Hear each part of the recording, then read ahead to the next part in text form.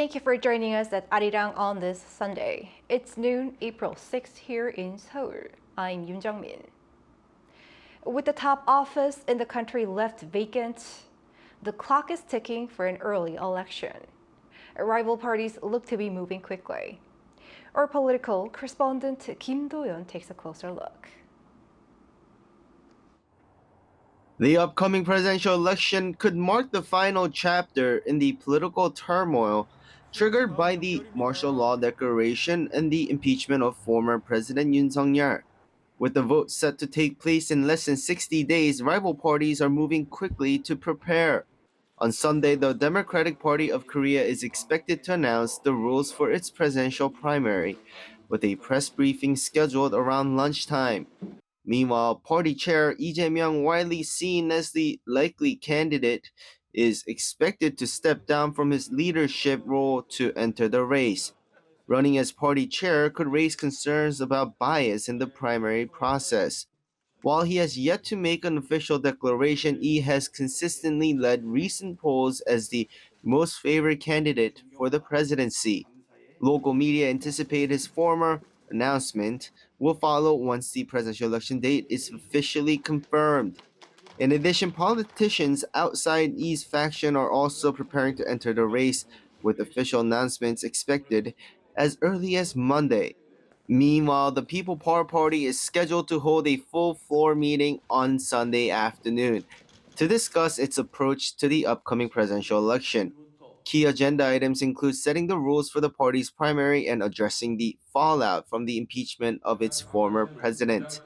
Unlike its rival, the PPP does not have a clear frontrunner, with some local media outlets expecting as many as 10 contenders to enter the race. Among them is Daegu Mayor Hong Jun-pyo, who finished second to Yoon Suk Yeol in the party's 2022 presidential primary and has hinted at another run. Seoul Mayor Oh Se-hoon is also frequently mentioned as a potential candidate. The most high-profile name, however, is former party chair Han Dong-hoon, once a close confidant of Yoon, who later distanced himself from the former president and publicly supported impeachment following the martial law declaration.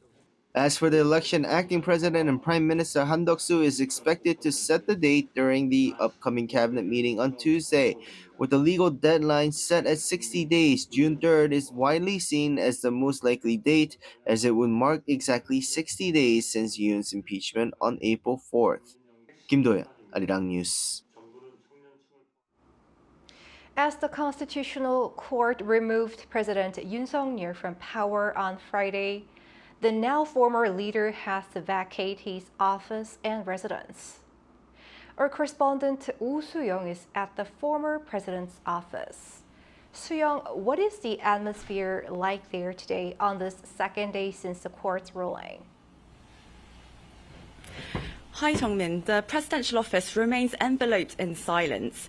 Before Yoon's removal, even Sundays were buzzing with activity, but it seems today only a handful of working-level staff are here to report for duty. Now, notably, the regular Sunday meeting of senior secretaries, which had continued even throughout Yoon's suspension, that's not going to be held today. This follows a mass resignation submitted by senior aides, including Chief of Staff Chung Jin-seok and National Security Advisor Shin Won-sik. Acting President Han Duck-soo turned them down, requesting that they remain in their positions during this transitional period to play a supportive role. Still, the air of resignation is pervasive. Soon after Friday's ruling, the phoenix flag, the symbol of the head of state, was taken down from the main flagpole. The large digital display in the basement that showed images of Yoon at major events, it has now faded to black. The presidential office's official website has been made unavailable since Saturday, while Yoon's personal social media profiles have been updated to reflect his change of status from the President of the Republic of Korea to the 20th President of the Republic of Korea. Meanwhile, state authorities will begin transferring official documents to the presidential archives, which is required under law at the end of every administration. The Interior Ministry said Sunday that on-site inspections will begin next week on 28 venues, including the Presidential Office, the National Security Council, the Presidential Security Service, and other relevant advisory bodies. The Presidential Office has not issued any official statements following Friday's fateful ruling, as it retreats quietly without ceremony. There's a lot of attention on what comes next, especially regarding former President Yoon's departure from the official residence. What do we know about those plans? Well, there's no confirmed timeline yet for the former leader's departure from the official residence, where he reportedly stayed throughout the weekend. Now, it was initially expected that he and his wife would move out as early as Saturday to return to their high-rise apartment across the river. However, there's been no sign of such movement, nor indication it's going to happen soon. According to an official I spoke with, there's still much to sort out and also organise, making a move unlikely this weekend. The Presidential Security Service also told media on Saturday that there are no detailed plans just yet. By law, the PSS provides basic personal protection for former presidents, even those ousted by impeachment. Yoon is said to be considering other venues further away from the city centre, considering his security arrangements, as well as to minimise disturbances for neighbours. His 13 pets are also reportedly being factored into the decision. Thus, it seems Yoon will move out later compared to former President Park Geun-hye, who left the presidential quarters 2 days after her impeachment was upheld in 2017. All right, thank you, Soo-young, to keep us updated on any developments. On the first weekend after the leader was removed from office, public rallies largely stayed divided. Shin Ha-young takes a look. Protests both in support and against the impeachment continued throughout the weekend, even after Friday's final verdict. Despite the rainy weather on Saturday, people gathered near Gwanghwamun Square in Seoul. Those who had called for former President Yoon Suk Yeol's impeachment looked cheerful, holding signs that said democracy has won.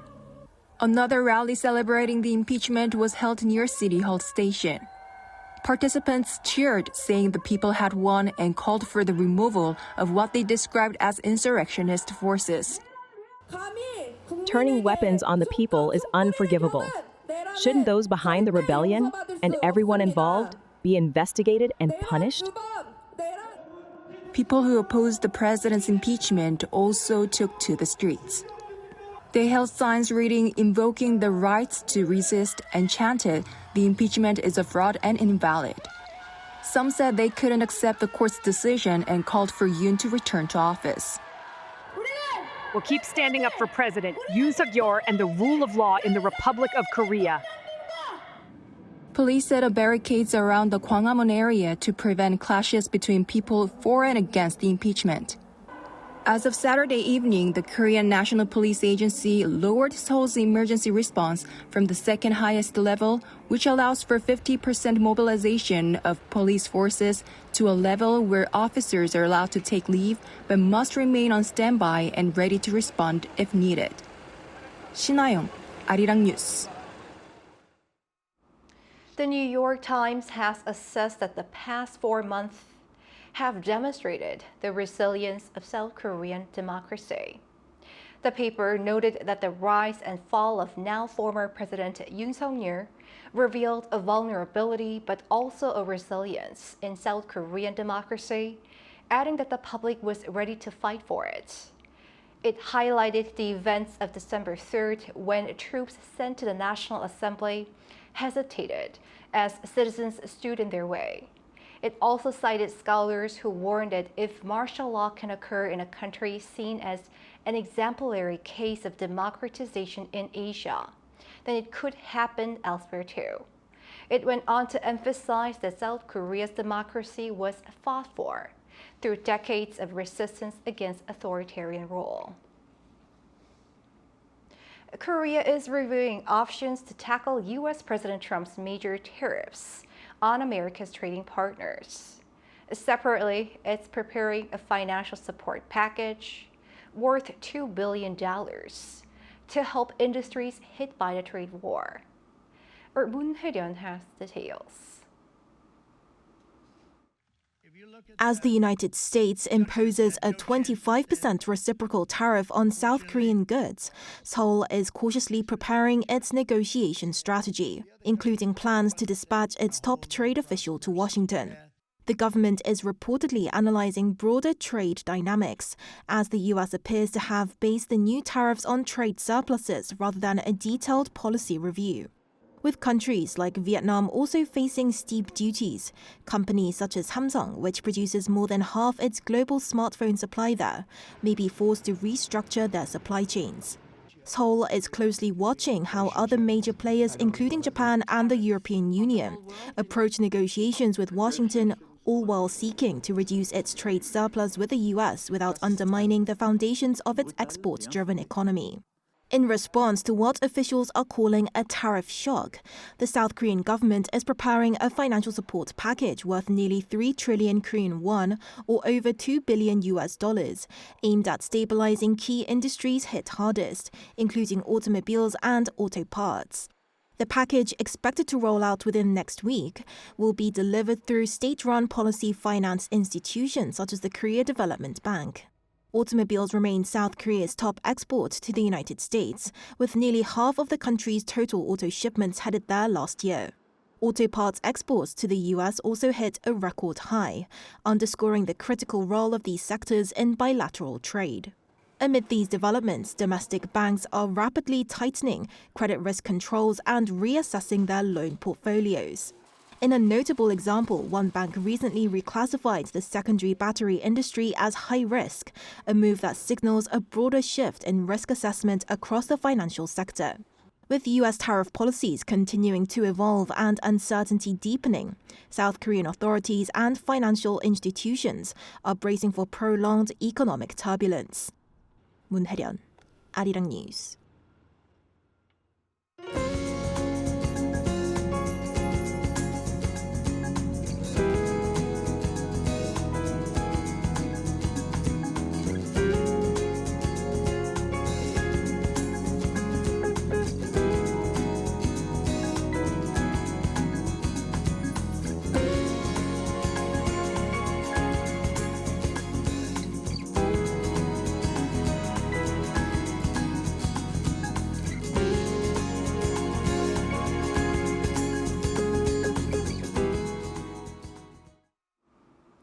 That does it for us at this hour. We will be back at 6 p.m. Korea time.